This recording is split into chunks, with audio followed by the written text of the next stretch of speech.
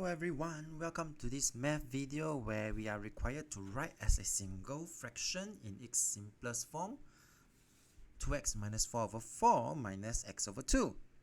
So when we deal with fraction, it is perhaps good that we all remember that we do need to make sure the denominator is the same. So in this case, I'm trying to make the denominator 4. And therefore, the next step, you would then see me writing as a single fraction.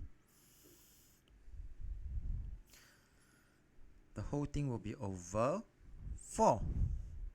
I still have my 2x minus 1. I still have my minus, and that will be 2x.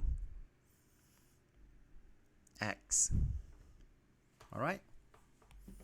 And after which, I'm going to just continue to simplify. So the whole thing will be still over 4.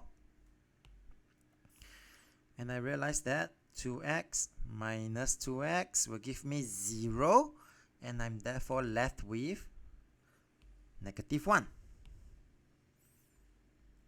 So the final answer, negative 1 divided by 4. Negative 1 over 4. We have come to the end of this video. If you like this video, do give it a thumbs up. Thank you for watching and have a nice day.